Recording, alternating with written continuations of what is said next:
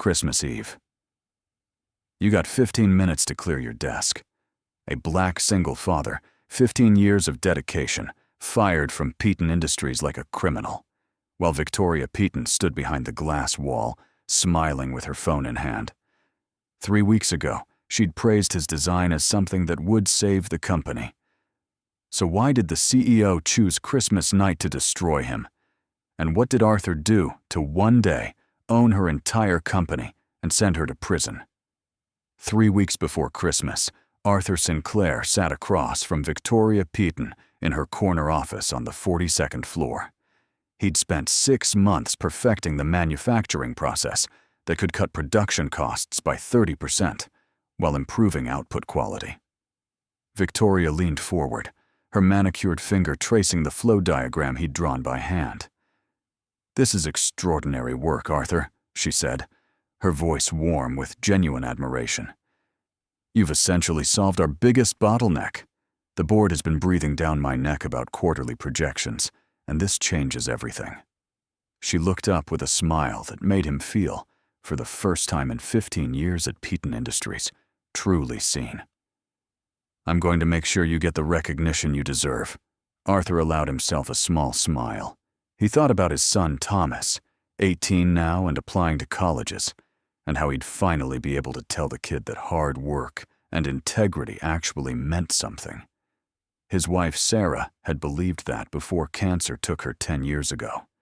She'd left behind a modest life insurance policy that Arthur had locked away in savings, untouched, earmarked for Thomas's future.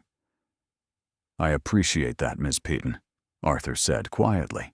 He gathered the documents back into his leather folder.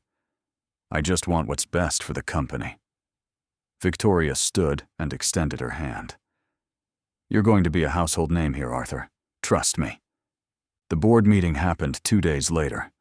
Arthur wasn't invited, but that didn't surprise him. He stayed at his workstation while the top floor buzzed with activity. Around 3 in the afternoon, his supervisor told him the meeting had gone exceptionally well. The company had secured a major contract extension based on new innovations. Arthur felt quiet pride settle in his chest. He didn't know Victoria had presented his designs as her own breakthrough. She'd stood before 12 board members and 2 investors, walking them through Arthur's process with the confidence of someone who'd birthed the idea herself. The applause had been thunderous. One board member called it visionary. Victoria accepted every word with a modest smile, never once mentioning the black engineer 3 floors below who'd handed her the solution. Douglas Peton sat at the far end of the conference table, watching his older sister bask in praise she hadn't earned. He'd spent 20 years in her shadow, watching her take credit for ideas from people she considered beneath her. Douglas had helped build Peton Industries alongside their father, but Victoria had always been the golden child. He'd learned long ago that objecting only made things worse. So he stayed silent, his jaw tight. Arthur found out the truth by accident. A week later, he was in the break room when 2 junior executives walked in, talking about Victoria's genius and her new manufacturing process. One mentioned she'd apparently been working on it for over a year in secret. Arthur's hand froze on the coffee pot. When they described it, his process, his diagrams, his months of late nights, he felt something cold settle in his stomach. He went to HR with copies of his original notes, dated schematics, and email trail. The HR director, Patricia, listened politely and took his folder. She promised to look into it and get back to him within a week. Arthur went home that night and sat at the kitchen table with Thomas. His son was filling out financial aid forms, his face tight with concentration. Thomas had his mother's eyes and her stubborn determination. He wanted to study finance, to understand how money and power really worked. "How was work, Dad?" Thomas asked without looking up. Arthur watched his son's profile in the dim kitchen light. "It was fine," he said. He didn't mention the stolen designs. He didn't want to burden the kid with disillusionment right before college. "You need help with those forms?" Thomas shook his head. Just trying to figure out how we're going to cover the gap between aid and tuition. Arthur thought about the life insurance money sitting untouched. We'll figure it out. Your mom made sure of that. Patricia called Arthur into her office exactly 1 week later. She sat with his folder closed in front of her, her expression professionally sympathetic. Arthur, I've reviewed your materials and spoken with Ms. Peton. There seems to be some confusion about the development timeline. Ms. Peton has documentation showing she began conceptual work on this process over a year ago. Your contributions were valuable, certainly, but they were part of a larger collaborative effort under her direction. Arthur felt his throat tighten. That's not true. I have dated notes going back 6 months.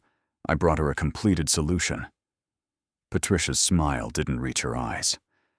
Ms. Peton is the CEO, and she's been very clear about the project's origins.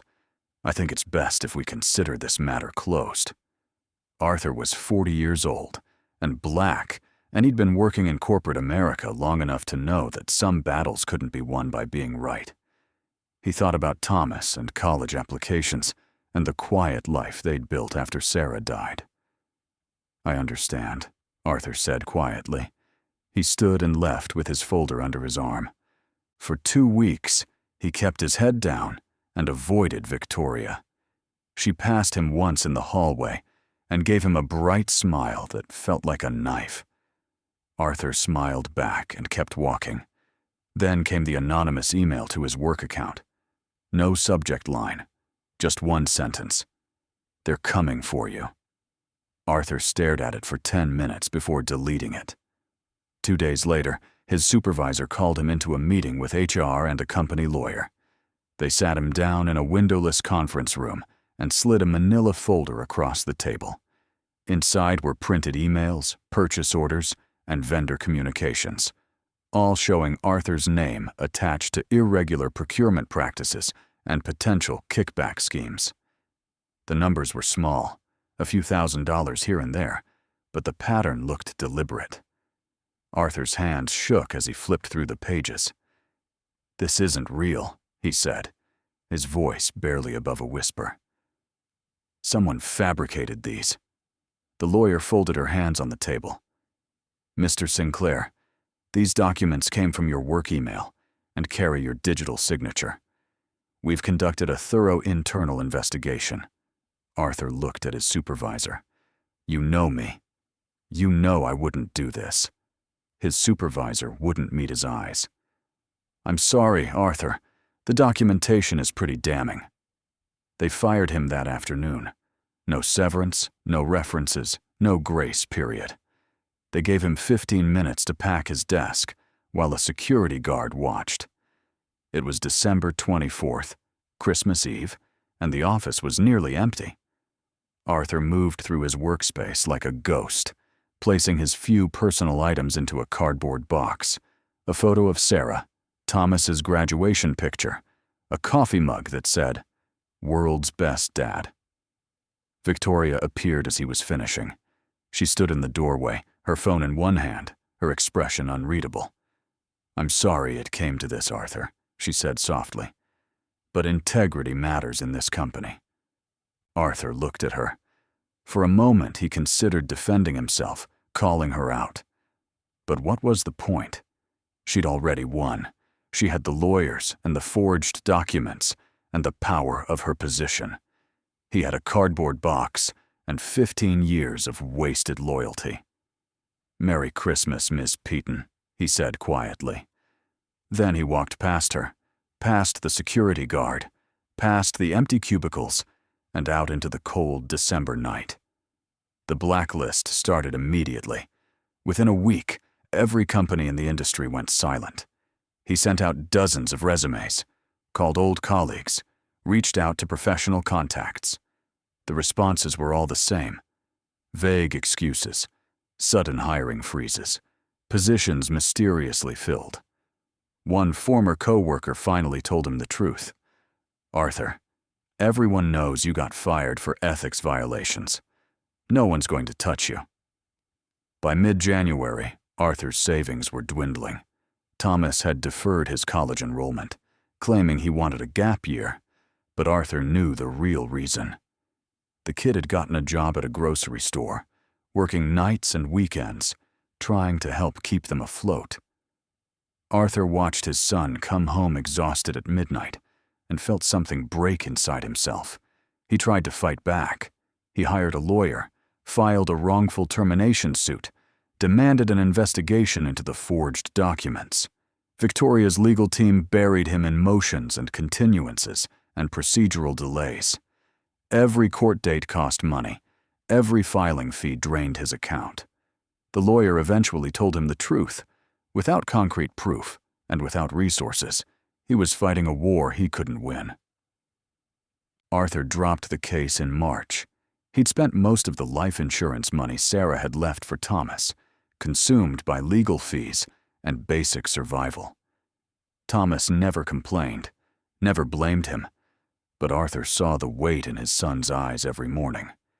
The kid was 19 now, working full-time at the grocery store, his dreams of college and finance shoved into some distant future. One night in late March, Arthur sat alone in the dark kitchen. Thomas was at work. The house was silent except for the refrigerator's hum. Arthur held a framed photo of Sarah, taken a year before the cancer diagnosis, her smile bright and unguarded. He'd failed her. He'd failed their son. He'd believed in a system that had chewed him up and spit him out. He heard the front door open. Thomas came in, still wearing his grocery store uniform, his face tired. The kid stopped when he saw Arthur sitting in the dark. "Dad," Thomas said quietly, "you okay?" Arthur didn't answer right away. He set Sarah's photo down and looked at his son. I'm sorry I couldn't protect you from this." Thomas pulled out a chair and sat across from him. For a long moment, neither spoke. Then Thomas leaned forward, his voice steady and cold, in a way Arthur had never heard before. "Dad, stop fighting with your emotions. That's not how you win. You win with law and shares." Arthur stared at his son. "What are you talking about?" Thomas's jaw tightened. "Mom left us money for my future. But my future doesn't mean anything if you spend the rest of your life carrying this lie." He reached across the table and gripped Arthur's hand. 15 years. That's how long we take. We save everything. I learned finance and investment. We build shell companies. We buy her company piece by piece. And when we own it, we take everything from her. Arthur felt something shift inside his chest. It wasn't hope exactly. It was colder than that. Sharper. 15 years, he repeated. Thomas nodded. We don't celebrate birthdays. We don't celebrate Christmas. We just count percentages. And when we hit 51%, we walk back into that building and we take what's ours. Arthur looked at his son's face in the dim kitchen light and saw Sarah's determination staring back at him. He thought about Victoria's smile as she'd fired him on Christmas Eve. He thought about the forged documents and the stolen designs and the career she'd destroyed. "Okay," Arthur said quietly. 15 years. They shook hands across the table like business partners sealing a contract. Outside, the March wind rattled the windows. Inside, two men began planning the longest revenge in corporate history. The first year was the hardest. Arthur took a job at a construction site 40 miles outside the city, doing manual labor for $14 an hour. His engineering degree meant nothing there. He was just another body lifting rebar and pouring concrete in the summer heat. He came home every night with his back aching and found Thomas already asleep on the couch. They lived on rice and canned vegetables. They canceled the internet and shared a single cell phone. Arthur sold Sarah's car and put the money into a brokerage account Thomas had opened. Every Friday, they sat at the kitchen table and counted what they'd saved that week. $50. $73. Sometimes only $20. Thomas wrote the amounts in a notebook with the cumulative total at the bottom.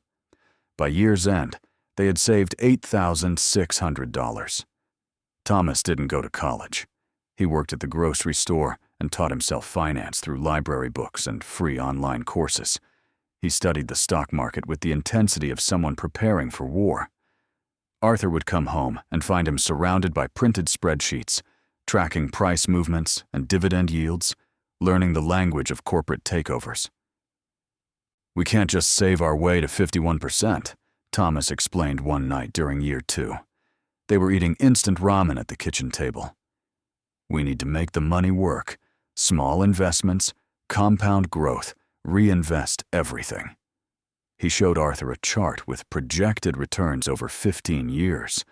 The numbers looked impossible, but Thomas's eyes were fierce with certainty. Arthur looked at his son and felt something like pride mixed with guilt. Thomas should have been at college, living the life Sarah had wanted for him. Instead, he was sitting in a dim kitchen, calculating compound interest rates and plotting corporate revenge. But Arthur also knew there was no talking him out of it. By year 3, Arthur had moved from construction to freelance technical consulting. He worked under a modified version of his name, offering engineering advice to small manufacturing firms. The pay was better, but irregular. Thomas had graduated from the grocery store to a junior position at a regional investment firm. He was making $32,000 a year, and every spare dollar went into their growing fund. They never celebrated anything. Thomas's 21st birthday passed without acknowledgement. The anniversary of Sarah's death came and went in silence. Christmas became just another day, marked only by the memory of what had been taken from them. Arthur and Thomas had become 2 monks devoted to a single purpose. In year 5, Thomas came home with news that shifted everything. He'd been promoted to analyst, and his salary had jumped to $55,000. More importantly, he'd been studying corporate structures and shell company formations. He spread papers across their small dining table, showing Arthur how they could create layers of legal entities that would disguise their stock purchases.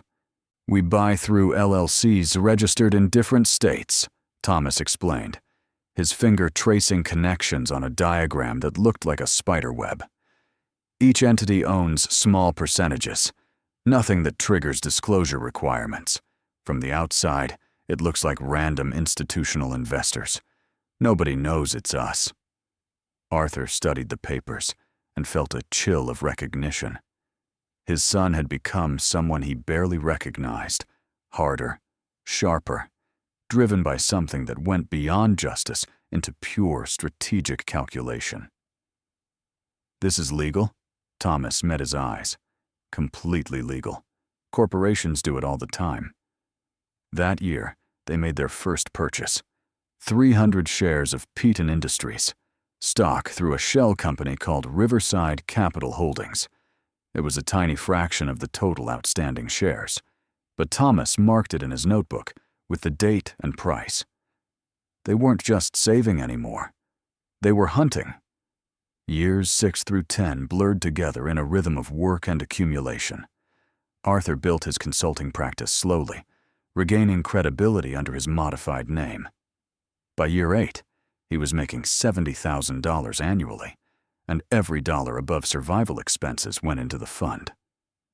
Thomas moved up through the investment world with frightening speed. He changed firms twice, each time negotiating higher salaries. By year 9, he was a senior analyst, making $90,000.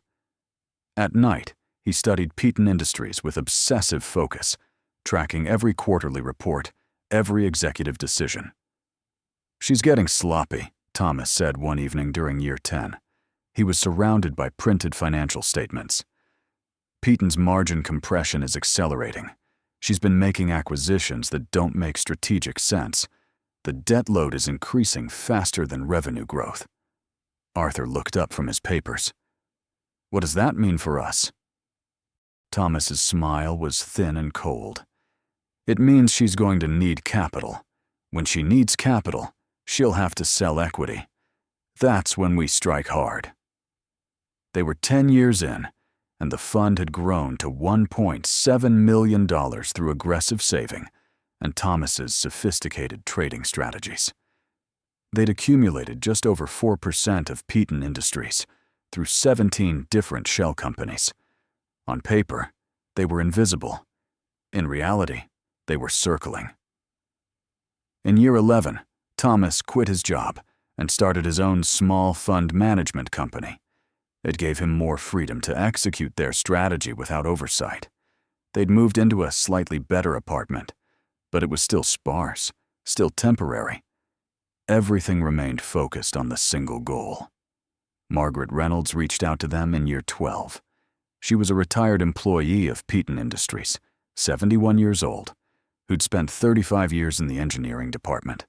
She'd tracked Arthur down through his consulting work, recognizing his modified name from a technical paper he'd published. "Mr. Sinclair, you don't know me, but I was there," she said over the phone. "I was in the office the day you presented that manufacturing process to Victoria. I saw the originals. I kept copies."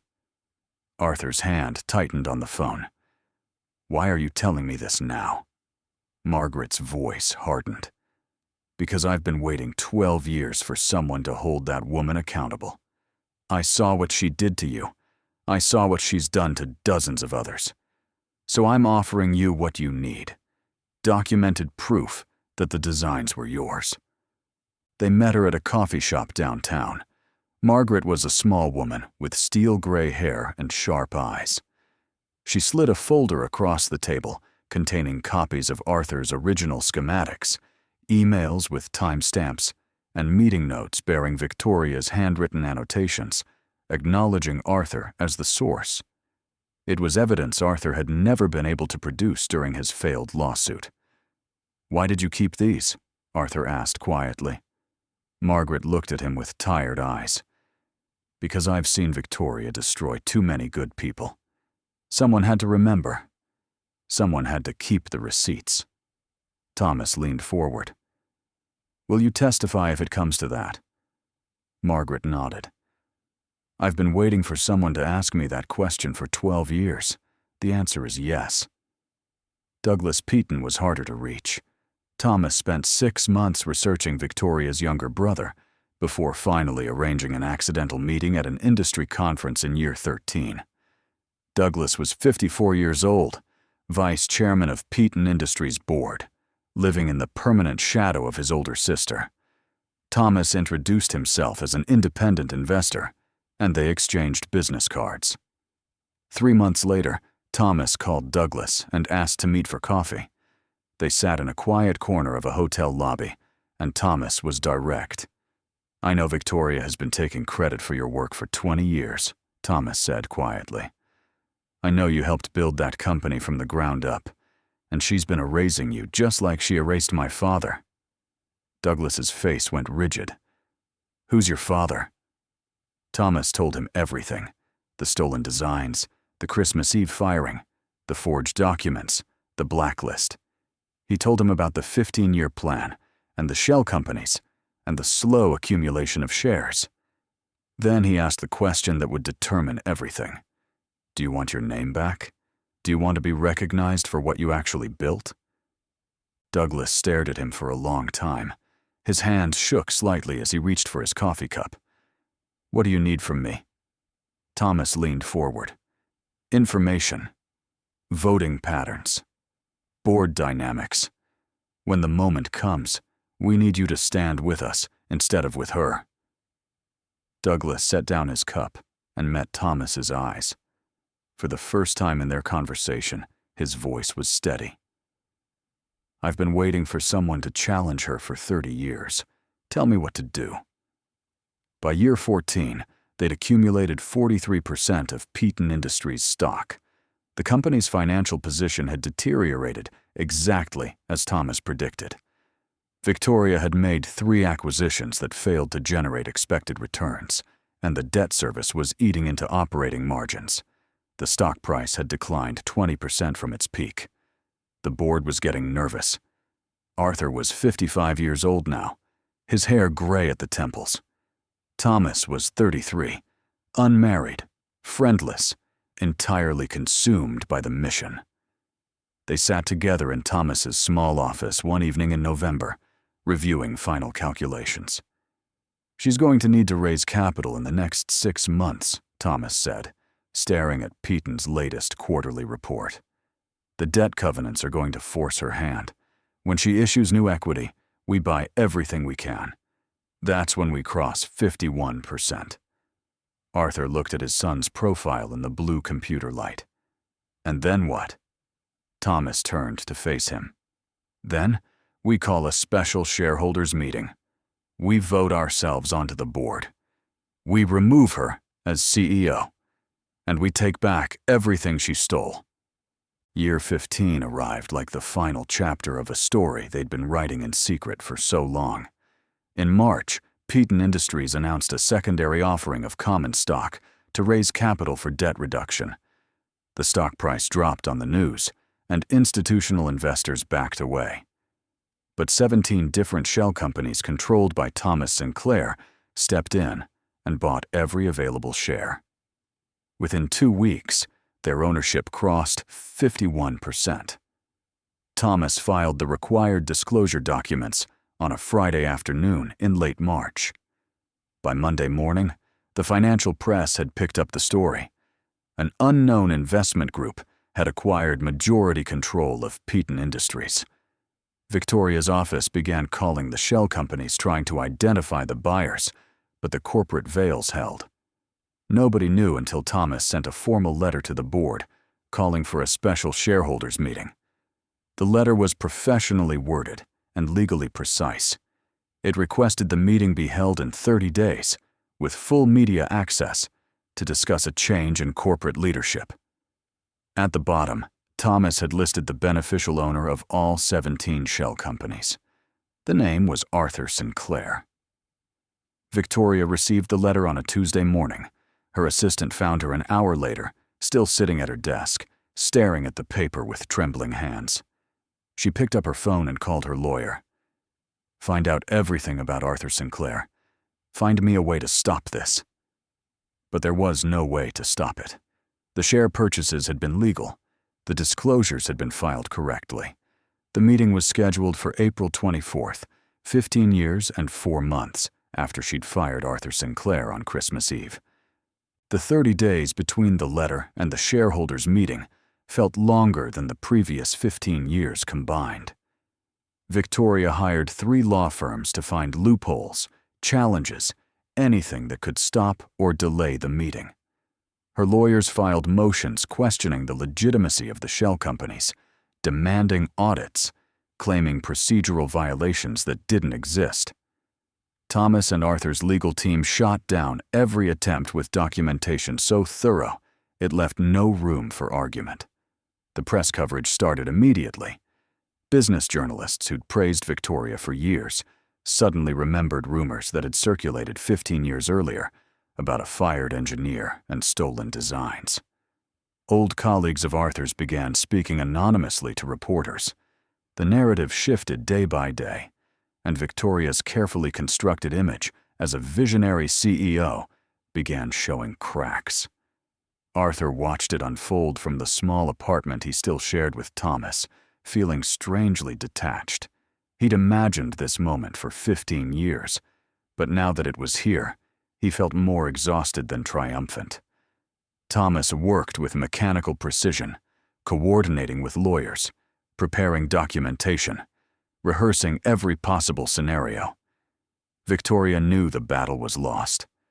In her corner office on the 42nd floor, she sat alone most evenings, staring at the city lights and trying to calculate a path forward that didn't end in complete humiliation. Her lawyers had been clear. The share purchases were legal, the ownership was legitimate, and Arthur Sinclair had every right to call a shareholders meeting. Her only hope was to discredit him publicly, to remind everyone that he'd been fired for ethics violations.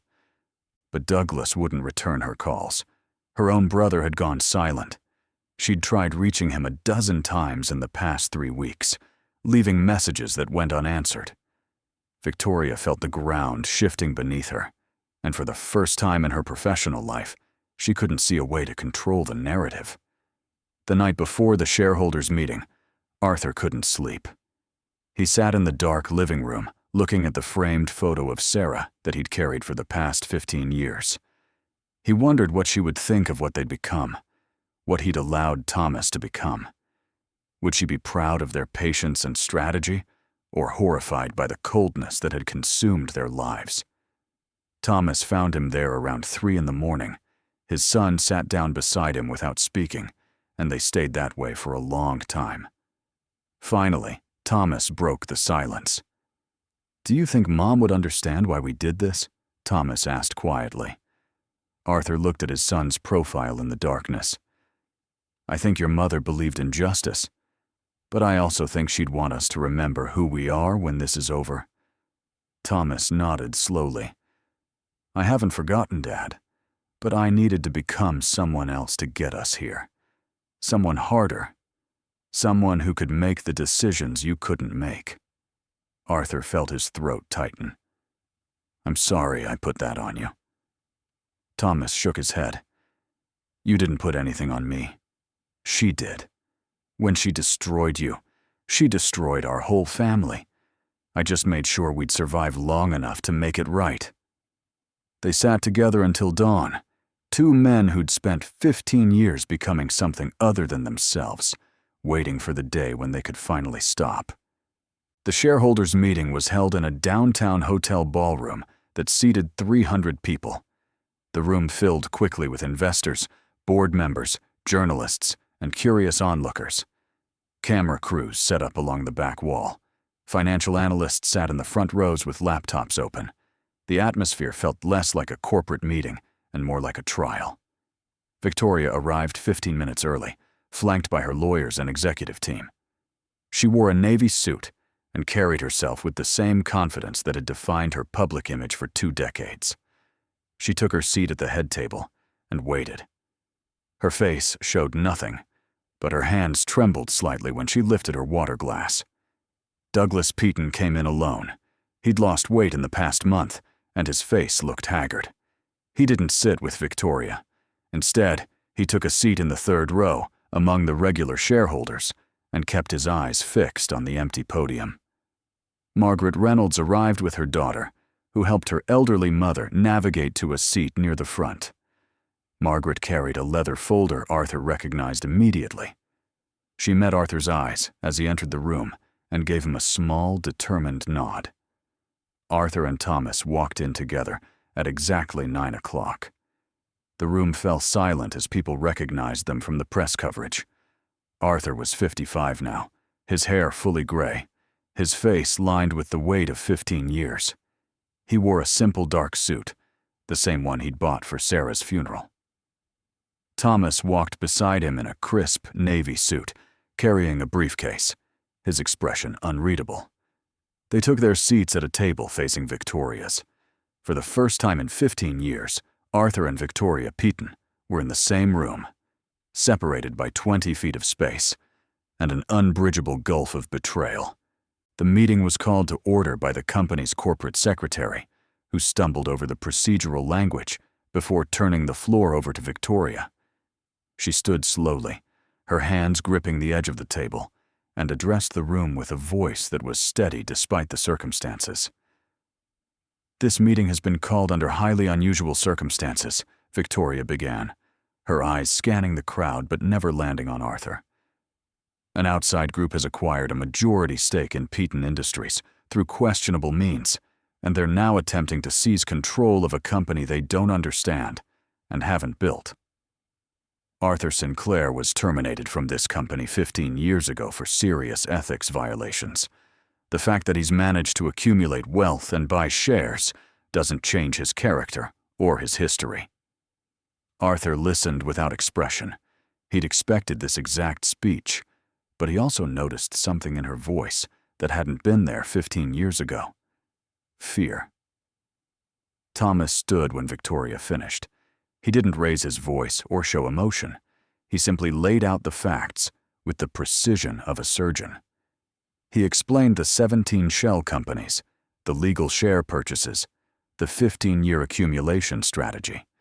He showed charts and documentation, proving every transaction had been reported correctly. Then, he shifted to the real issue. Ms. Peton claims my father was fired for ethics violations, Thomas said, his voice carrying clearly through the silent room. But those violations were fabricated. The documents were forged. My father was fired because he created something valuable, and Ms. Peton decided to steal it and claim it as her own innovation. Victoria's lawyer stood immediately. That's a serious accusation with no evidence to support it. Thomas looked at the lawyer without blinking. Actually, we have substantial evidence, and we have witnesses. He gestured to Margaret Reynolds. The elderly woman stood slowly, supported by her daughter, and made her way to the podium. Her hands shook as she opened her leather folder, but her voice was clear and strong. My name is Margaret Reynolds. I worked in the engineering department at Peton Industries for 35 years. I was there on November 3rd, 15 years ago, when Arthur Sinclair presented his manufacturing process designed to Victoria Peton in a private meeting. Margaret pulled out copies of documents and held them up. These are the original schematics with Arthur's signature and date stamp. These are emails from Victoria acknowledging Arthur as the source of the innovation. These are meeting notes in Victoria's own handwriting, referencing Arthur's work. The room erupted in whispers. Cameras flashed. Journalists typed frantically. Victoria's face had gone pale, but she remained seated, her jaw clenched tight. Margaret continued, her voice gaining strength. 3 weeks later, I watched Victoria present that same innovation to the board of directors as her own breakthrough. I watched Arthur Sinclair's name get erased from his own work, and when he was fired on Christmas Eve under false pretenses, I kept these documents because I knew someday the truth would matter. She looked directly at Victoria. You built your reputation on someone else's genius, Miss Peton, and you destroyed a good man's career to protect your lie. Margaret sat down, and the room fell into stunned silence. Victoria's lawyer leaned over to whisper urgently, but she waved him away with a sharp gesture. Her composure was cracking. Then Douglas Peton stood. He didn't walk to the podium. He simply stood in his seat and spoke loud enough for everyone to hear. My sister has been taking credit for other people's work for 30 years, Douglas said, his voice shaking but resolute. She's done it to employees. She's done it to partners. She's done it to me. He looked at Victoria, and Arthur saw something break in his expression. Decades of suppressed anger finally finding voice. I helped build this company from the ground up alongside our father. I worked 80-hour weeks. I made strategic decisions that saved us during the recession, and every single time Victoria took the credit and called me useless. Victoria stood abruptly, her chair scraping loudly. Douglas, sit down. You don't know what you're talking about. Douglas met her eyes, and for the first time in their lives, he didn't back down. I know exactly what I'm talking about, Victoria, and I'm done being your shadow. Arthur Sinclair deserves justice. This company deserves honest leadership, and I'm voting my shares to remove you as CEO. The room exploded in noise. Journalists shouting questions, board members arguing, lawyers conferring frantically. Victoria stood at her table, her face flushed with rage and humiliation, trying to regain control of a situation that had completely escaped her grasp. Arthur stood then. He didn't shout or try to speak over the chaos. He simply walked to the podium and waited. Gradually, the room quieted, people settling back into their seats, cameras focusing on him. After 15 years of silence, Arthur Sinclair was finally speaking. I didn't come here for revenge, Arthur said quietly. The room was so silent that his voice carried easily to every corner. I came here because my son taught me something I'd forgotten. He taught me that justice doesn't happen by accident. You have to build it. You have to be patient. You have to be willing to sacrifice everything for what's right. He looked at Victoria, and his voice remained steady and calm. 15 years ago, you took my work and called it yours. You destroyed my career to protect your reputation. You blacklisted me so I couldn't fight back. You thought you'd erased me completely. Arthur shook his head slowly. But you made one mistake.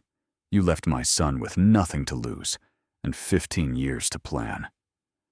Victoria's hands gripped the edge of her table, her knuckles white. You've destroyed me, she said, her voice barely above a whisper. Arthur met her eyes with an expression that held no triumph, only exhaustion. No. You destroyed yourself 15 years ago when you chose to steal instead of give credit. I just made sure the truth didn't die with your lie. He reached into his jacket and pulled out a thin envelope. 6 months ago, I sent a complete dossier to the Securities and Exchange Commission. Financial irregularities, false reporting, misrepresentation of company innovations. Fraud. He set the envelope on the podium. They've been investigating quietly. The board should be receiving their findings any time now. Victoria's face went from pale to ashen.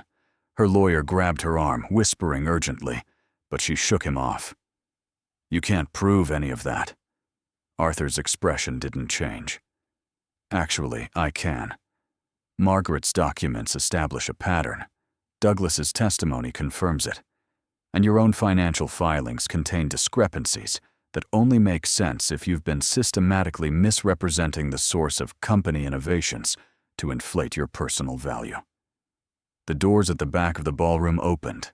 2 people in dark suits walked in, showing badges to the security guard. They moved purposefully toward the front of the room, and Arthur saw Victoria's face register recognition and terror in the same instant. Victoria Peton? One of the agents said formally. We're federal agents with the Securities and Exchange Commission. We have a warrant for your arrest on charges of securities fraud, false reporting, and wire fraud. The room erupted again, but this time the chaos was absolute. Cameras surged forward. Journalists shouted over each other. Board members stood in shock. Victoria's lawyers tried to position themselves between her and the agents, but it was futile. Victoria looked across the room at Arthur one last time. Her face was a mask of disbelief and rage. You planned this, she said, her voice breaking. All of it, for 15 years. Arthur nodded slowly. My son planned it. I just survived long enough to see it through. The agents moved forward with handcuffs. Victoria's lawyer protested about procedure and rights, but the agents were professional and methodical. They read Victoria her rights in clear, measured tones, while camera flashes lit up the room like lightning.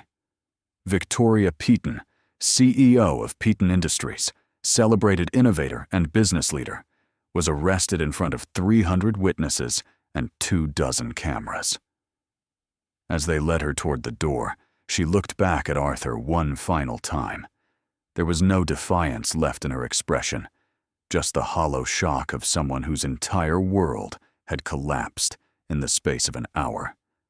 Arthur watched her go and felt nothing. No satisfaction, no joy, just profound exhaustion. The meeting dissolved into chaos. Board members huddled with lawyers. Journalists pressed forward trying to get statements. Thomas handled the immediate questions with calm professionalism, explaining that Arthur would be assuming control as majority shareholder and that the company would undergo complete restructuring focused on transparency and proper attribution of innovations. Douglas Peton approached Arthur while the chaos swirled around them. Victoria's younger brother looked like he'd aged 10 years in the past hour, but there was also something lighter in his expression, as if a weight he'd carried for decades had finally been lifted. Thank you, Douglas said quietly, extending his hand. Arthur shook it. For what? Douglas's eyes were damp. For giving me the courage to finally tell the truth. For showing me that silence is just another form of betrayal. Arthur gripped his hand firmly. The board is going to need a new CEO. Someone who actually helped build this company. Someone who understands what it means to give credit where it's due. Douglas stared at him. "You're offering me the position." Arthur nodded. "You've earned it. 30 years in your sister's shadow. Time for your name to mean something on its own." Douglas's voice caught. "I don't know what to say." Arthur released his hand and managed a tired smile. "Say you'll run this company the right way. Say you'll make sure no one else gets erased." Douglas nodded, unable to speak, and walked away to compose himself. Margaret Reynolds came over next, moving slowly with her daughter's support. She looked at Arthur with eyes that held both satisfaction and sadness. "I'm sorry it took so long," Margaret said softly. Arthur shook his head. "You kept the truth alive when everyone else forgot. That's all that mattered." She squeezed his hand. "Your wife would be proud. Both of you." Arthur felt his throat tighten. He could only nod. The room slowly emptied as journalists filed out to write their stories, and board members retreated to process what had happened. Thomas handled the final administrative details, scheduling follow-up meetings and coordinating with the company's legal team. Arthur stood alone at the front of the empty ballroom, looking at the chair where Victoria had sat an hour earlier, and tried to feel something other than hollow.